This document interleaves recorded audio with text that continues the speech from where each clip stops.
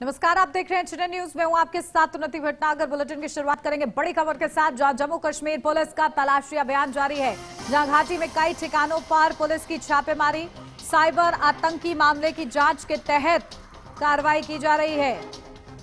तो देखिए, साइबर आतंकी मामले के तहत जांच की कार्रवाई और इसी के लिए लगातार तलाशी अभियान चल रहा है जम्मू कश्मीर में। घाटी में कई ठिकानों पर पुलिस की छापेमारी।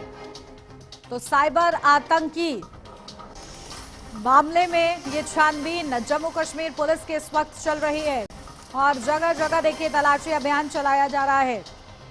तो कई साइबर आतंकी एक्टिव हो चुके हैं घाटी में और इसीलिए जो सुरक्षा बल है, जम्मू कश्मीर पुलिस है, वो एक्टिव नजर आ रही है और इन साइबर आतंकियों की गिरफ्त के लिए लगातार प्रयास कर रही है। तो तलाशी अभियान यहां पर चलाया जा रहा है, जगह जगह छापेमारी की जा रही है। कई ठिकानों पर बताया गया है कि पुलिस ने छापेमारी की है।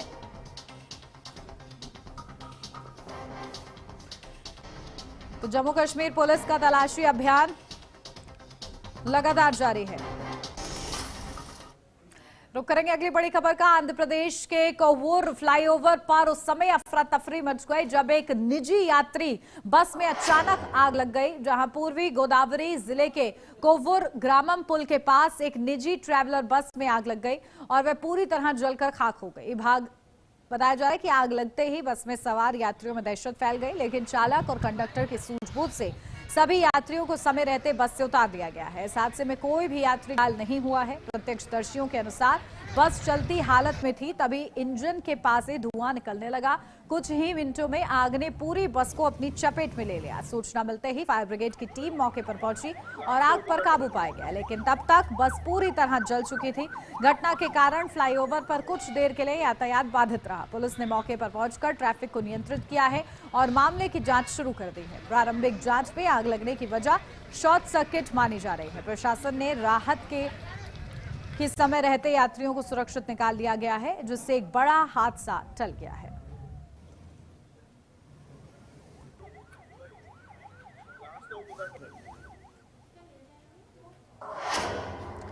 यूपी कन्नौज से बड़ी खबर, जहां भीषण सड़क हादसा हुआ है। दो बाइक की आमने सामने से जोरदार टक्कर।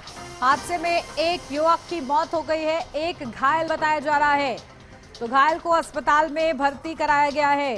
तो दो बाइक की आमने सामने से टक्कर हुई है और इस वजह से एक युवक की मौत हो गई है, एक इसमें घायल बताया जा रहा है। तो देखिए, घायल को आनन फानन में अस्पताल में भर्ती कराया गया है। कन्नौज में ये भीषण सड़क हादसा सामने आया है, जहां दो बाइकों की आपस में जोरदार टक्कर हुई है। हादसे में एक युवक की मौत हुई है, एक युवक घायल बताया जा रहा है। तो कन्नौज में ये बड़ा और भीषण सड़क हादसा हुआ है, इस वजह से एक जिंदगी चली गई है। देखिए, आमने सामने की भिड़ंत हुई है और एक युवक इसमें घायल हुआ है, तो एक युवक की मौत हो गई है।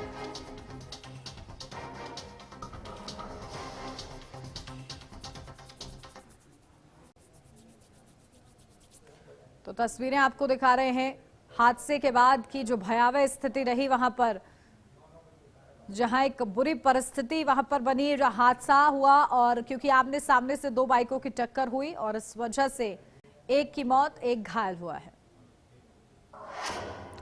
छत्तीसगढ़ के बेमेतरा में धान उपार्जन केंद्र में प्रशासन ने बड़ी कार्रवाई की है। डिप्टी कलेक्टर के नेतृत्व में खाद्य राजस्व मंडी और सहकारिता विभाग की संयुक्त टीम ने उपार्जन केंद्र का औचक निरीक्षण किया और जांच की। जांच के दौरान गंभीर अनियमितताएं सामने आने पर प्रशासन ने तत्काल सख्त कदम उठाए।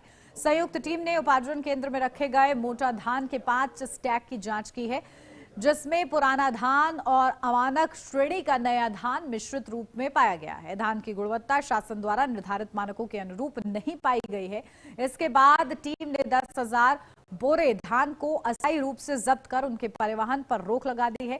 जांच में यह भी सामने आया है कि केंद्र में बड़े पैमाने पर पुराना धान खपाने का प्रयास किया गया है।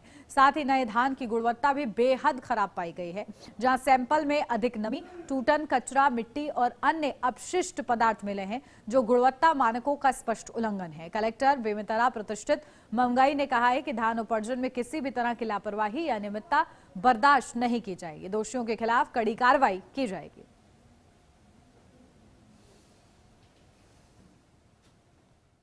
देखिए, हमको 2-3 केंद्रों के बारे में हमको शिकायत प्राप्त हुई थी। हमारी फूड की टीम विदोसी जो नोडल हैं हमारे, उनके साथ जॉइंटली इस सेंटर का निरीक्षण किया गया है और उसमें अमानक धान की खरीदी केंद्र प्रभारी द्वारा की गई है, ऐसा हमारे प्रारंभिक रूप से हमको इसमें पता चला है। और जो खरीदी केंद्र का जो प्रभारी है उसके विरुद्ध कार्रवाई करने के लिए हमने प्रोसेस शुरू कर लिया है और बाकी फिर विधिवत उसमें हम लोग आगे बढ़ेंगे।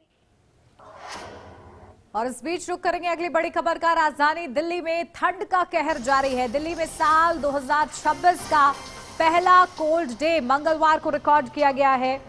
जहां पहला कोल्ड डे रहा तो मौसम विभाग ने ठंड का अलर्ट जारी किया है। तो दिल्ली, एनसीआर समेत पूरा उत्तर भारत इस वक्त ठंड से ठिठुर रहा है। बर्फीली हवाओं और घने कोहरे ने लोगों की परेशानी बढ़ा दी है। तो मंगलवार राजधानी के लिए 2026 का पहला कोल्ड डे रिकॉर्ड किया गया है। अधिकतम तापमान का पारा भी काफी नीचे गिर गया है।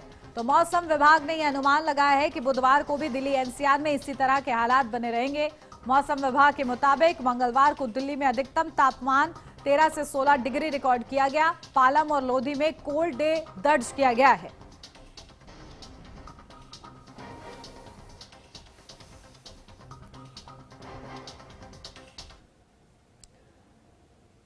तो देखिए, दिल्ली में 2026 का पहला कोल्ड डे मंगलवार को रिकॉर्ड किया गया है और पूरे दिल्ली एनसीआर में ठंड का सितम लगातार जारी है।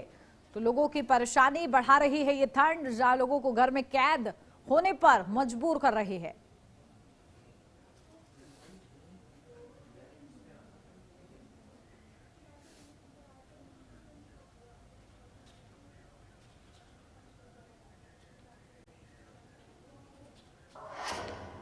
तो करेंगे अगली बड़ी खबर का, जहां यूपी में ठंड की वजह से स्कूलों में छुट्टी घोषित। कक्षा 8 तक के सभी स्कूल बंद रहेंगे। सभी स्कूल 10 जनवरी तक बंद रहेंगे। गाजियाबाद और नोएडा में बंद रहेंगे स्कूल। ये बड़ी खबर आपको बता दें, जहां सभी स्कूलों को 10 जनवरी तक बंद रखने के निर्देश दिए गए हैं। गाजियाबाद और नोएडा में ये आदेश जो है प्रभावी होगा। उत्तर प्रदेश में कड़ाके की सर्दी पड़ रही है। मौसम विभाग ने अगले 3 दिनों तक कड़ाके की ठंड पड़ने का अलर्ट जारी किया है। कई जिलों में घना कोहरा भी पड़ सकता है। और देखिए, इस बीच नोएडा और गाजियाबाद के स्कूलों में 10 जनवरी यानी कि शनिवार तक छुट्टी घोषित कर दी गई है। स्कूल अपने बच्चों को चाहे तो ऑनलाइन पढ़ाई करा सकते हैं। जानकारी के मुताबिक गाजियाबाद ठंड की वजह से कक्षा 8 तक के सभी स्कूल 10 जनवरी तक के लिए बंद कर दिए गए हैं। तो वहीं नोएडा में नर्सरी से लेकर 12वीं तक सभी स्कूल बंद कर दिए गए हैं। मंगलवार देर रात स्कूलों ने बच्चों के अभिभावकों को मैसेज भेजकर स्कूल बंद करने की जानकारी दी है। राजस्थान में कोहरे का प्रकोप लगातार बना हुआ है। जमीन से लेकर आसमान तक कोहरे की घनी चादर छाए रहने से जनजीवन बुरी तरह से प्रभावित हो रहा है। राजधानी जयपुर में बीते 2 दिनों से घना कोहरा छाया हुआ है, जिससे हालात और ज्यादा बिगड़ गए हैं। इसी के साथ जयपुर, अजमेर, कोटा, भरतपुर, दौसा सहित तमाम जिलों में आज भी घना कोहरा है। जयपुर में विजिबिलिटी 0 है। कोहरे का असर ट्रेन और फ्लाइट संचालन पर भी पड़ा है। जयपुर एयरपोर्ट से जाने वाली 8 फ्लाइट प्रभावित हुई हैं। कड़ाके की ठंड की वजह से राजस्थान के 25 जिलों में 8वीं क्लास तक स्कूलों में छुट्टी घोषित कर दी गई है। जोधपुर में सरकारी और प्राइवेट स्कूलों का समय सुबह 10 बजे से कर दिया गया है। उधर मौसम विभाग ने बुधवार को 3 जिलों में घने कोहरे और शीतलहर का ऑरेंज अलर्ट जारी किया है। 18 जिलों में कोहरे और 3 जिलों में शीतलहर का येलो अलर्ट जारी किया गया है। साथ ही 10 जनवरी तक सर्दी से राहत नहीं मिलने की संभावना है।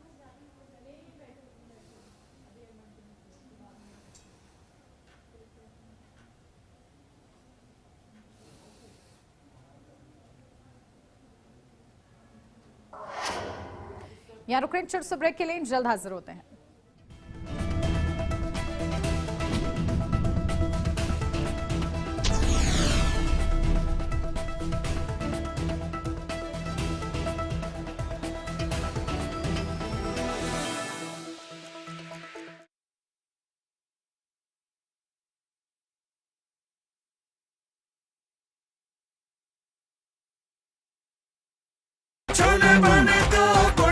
गोल्डी छोले मसाले, जहाँ जाएं रिश्ते बनाए। गोल्डी लाए हैं फ्रेश लॉक टेक्नोलॉजी जो रखे मसालों को हर समय फ्रेश। हर रोज हो जाता हूँ लेट, साफ नहीं होता है मेरा पेट।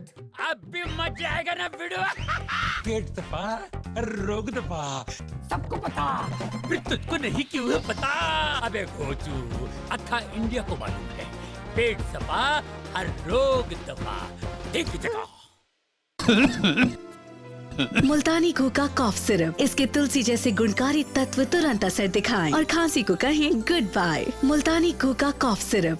देवभूमि उत्तराखंड। आज यही देवभूमि प्रधानमंत्री नरेंद्र मोदी की प्रेरणा और मुख्यमंत्री पुष्कर सिंह धामी के कुशल नेतृत्व में ऊर्जा भूमि बनने की ओर तेजी से अग्रसर है। उत्तराखंड की जल विद्युत परियोजनाएं राज्य को ऊर्जा के क्षेत्र में आत्मनिर्भर बनाने का संकल्प पूरा करने में निरंतर योगदान दे रही हैं।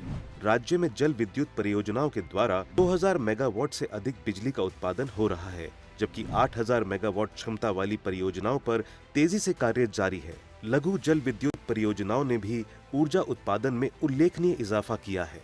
उत्तराखंड हरित ऊर्जा के क्षेत्र में भी तेजी से आगे बढ़ रहा है। 13 मार्च 2023 को लागू उत्तराखंड सौर ऊर्जा नीति का उद्देश्य 2027 तक उत्तराखंड में 2500 मेगावाट सौर उत्पादन का है। राज्य में सौर ऊर्जा उत्पादन को प्रोत्साहित करने के लिए राज्य सरकार ने सिंगल विंडो प्रणाली के साथ ही लैंड यूज बदलाव के शुल्क में छूट की भी घोषणा की है। मुख्यमंत्री सौर स्वरोजगार योजना के माध्यम से 20 से 200 किलोवाट तक के सोलर प्लांट लगाने के लिए प्रोत्साहन दिया जा रहा है।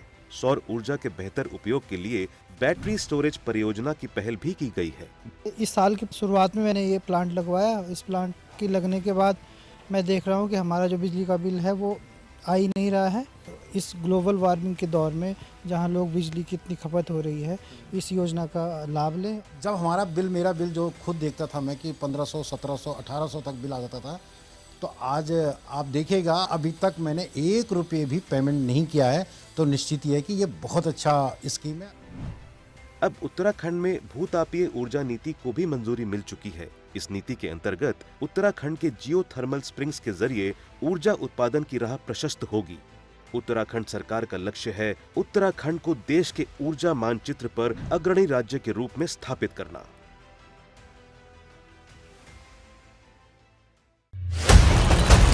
जब सत्ता सवालों से कतराए, जब मुद्दे धुंध में छिप जाए, तब जरूरी है कि ऐसी आवाज जो शोर नहीं प्रहार करे। देखिए प्राइम टाइम प्रहार मेरे साथ, सोमवार से शुक्रवार सिर्फ HNN न्यूज पर।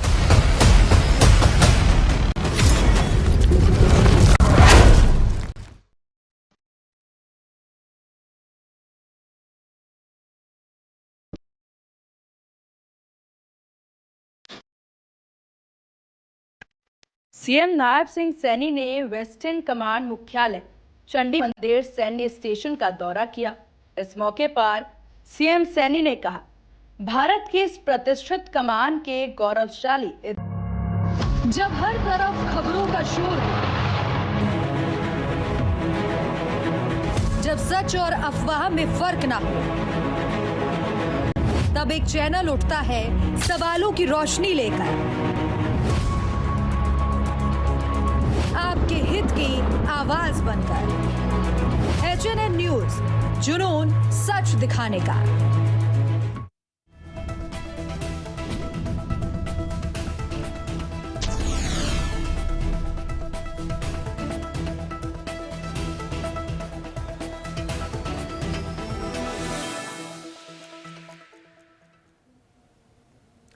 ब्रेक के बाद स्वागत है आपका। बढ़ते हैं आगे, रुक करेंगे बड़ी खबर का। दिल्ली में बुलडोजर एक्शन को लेकर बड़ा एक्शन सामने आया है, जहां पर एमसीडी ने मस्जिद के पास अवैध निर्माण ढहाए हैं। तो तुर्कमान गेट के पास बुलडोजर एक्शन। बुलडोजर एक्शन के दौरान पुलिस पर पथराव किया गया है। पुलिस ने भीड़ पर आंसू गैस के गोले दागे हैं। तो इलाके में भारी पुलिस बल की तैनाती है। तो दिल्ली में तुर्कमान गेट के रामलीला मैदान के पास फैज़े इलाही मस्जिद के आसपास आधी रात को अवैध अतिक्रमण हटाने की बड़ी कार्रवाई हुई है।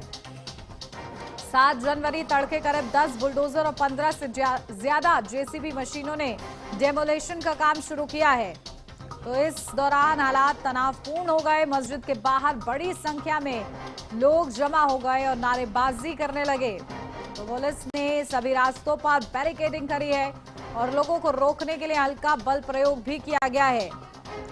तो दिल्ली पुलिस सूत्रों के मुताबिक इस कार्रवाई के लिए 9 जिलों के डीसीपी रैंक के अफसरों को तैनात किया गया था। करीब 1000 पुलिसकर्मी मौके पर मौजूद रहे। मलबा हटाने के लिए 70 से ज्यादा डंपर और 150 से अधिक एमसीडी कर्मचारी लगाए गए हैं। तुर्कमान गेट की तरफ बैरिकेडिंग तोड़ने की कोशिश करने पर पुलिस ने उपद्रव कर रहे लोगों को पीछे हटाया है। फिलहाल इलाके में भारी पुलिस बल तैनात है और स्थिति नियंत्रण में है।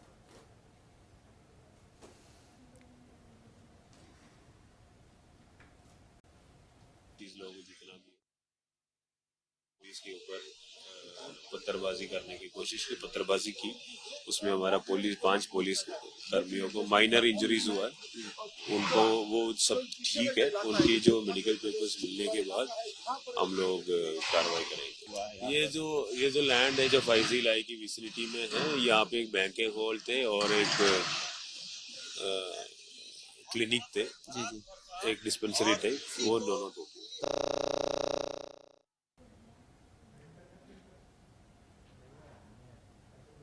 अपडेट लेते हैं। हमारे संवाददाता किरण पाल हमारे साथ जुड़ गए हैं। किरण पाल, क्या कुछ जानकारी? देखिए, एमसीडी की ओर से जो कार्रवाई की गई उसका विरोध दर्ज कराया वहां के लोगों ने और पथराव किया गया है टीम पर। किस तरीके से सिचुएशन कंट्रोल में है? और क्योंकि देखिए, ये जानकारी अधिकारियों को ओर से दी गई है कि केवल अतिक्रमण पर बुलडोजर चलाया गया है, मस्जिद को कोई हानि नहीं हुई है। जी बिल्कुल, ये तो बिल्कुल साफ है। केवल मस्जिद के बाहर बने जो अवैध अतिक्रमण है, मस्जिद की दीवार या मस्जिद के किसी नुकसान नहीं पहुंचा। मस्जिद के बाहर एक बारात घर और एक दवा घर, ये अवैध रूप से वहां बना हुआ था, जिसके कारण मैं आपको तस्वीरों में दिखाने की कोशिश करूं। देखिए, मस्जिद से कितनी दूरी पर जो है ये अवैध जो अतिक्रमण बना हुआ था, इस पर कार्रवाई की गई है। आप देख सकते हैं यहाँ पर एक बारात घर हुआ करता था जो बिल्कुल मस्जिद के सामने था, जिस पर ये बुलडोजर कार्रवाई की गई है। और ये एक रजिया सुल्तान के मकबरा कमेटी और दिल्ली स्टॉक एक्सचेंज के जो चौक है उसके बीच एक इस तरीके से ये अवैध अतिक्रमण था, जो कि बड़े जाम का कारण भी बनता था। और इसी जाम को देखते हुए और अवैध अतिक्रमण को देखते हुए जो एमसीडी ने है, हाई कोर्ट के निर्देश के बाद पुलिस बल यहाँ तैनात किया था और इस अवैध अतिक्रमण को हटाने की कार्रवाई को अमल में लाया गया था। परंतु लोग इसका विरोध जताने सामने आ गए। अभी ये भी जांच किया जा रहा है कि क्या लोगों को क्या जानकारी दी गई थी जिससे कि लोग इतने बड़े विरोध के साथ में आ गए। मैं तस्वीरों के माध्यम से दिखाऊं, यहाँ पर जिस तरीके से जो पथराव हुआ पुलिस बल पर, उसमें 5 जख्मी।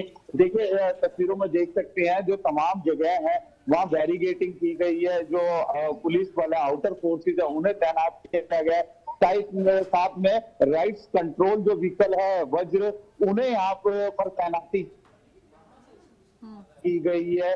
तो जो पुलिस बल से है जो पथराव किया गया, उसके बाद में यहाँ पर जो बल का प्रयोग करके लोगों को हटाया गया और उसके बाद में शांतिपूर्ण स्थिति यहाँ पर बनी हुई है।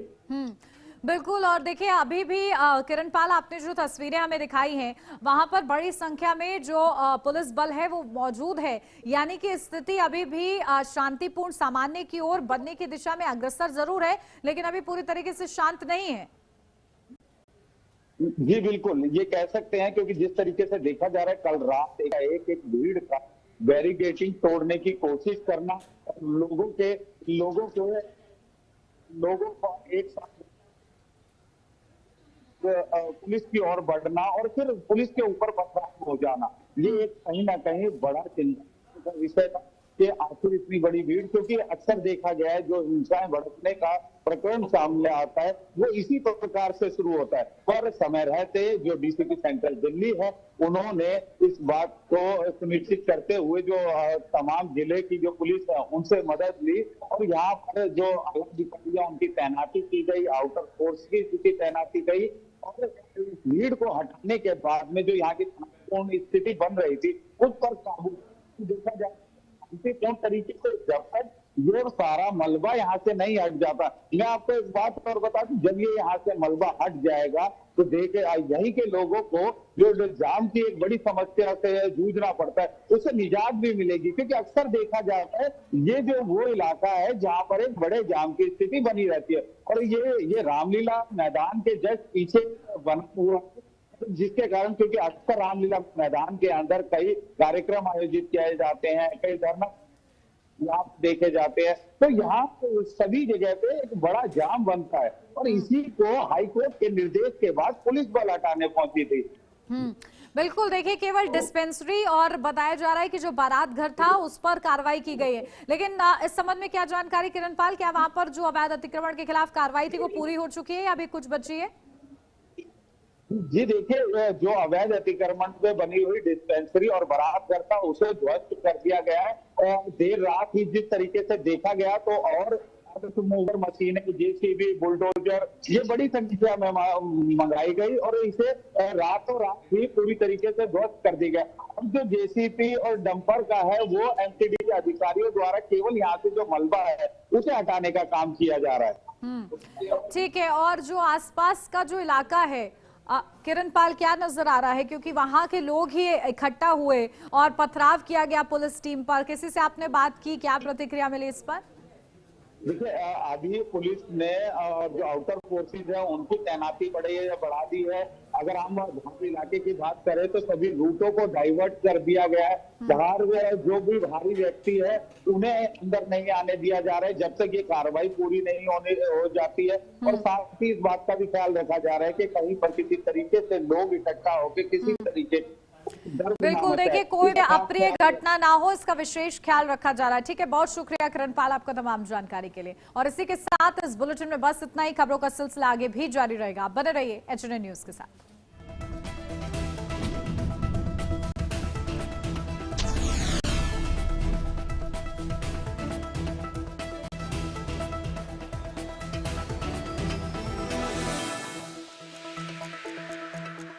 गोल्डी हिंग का तड़का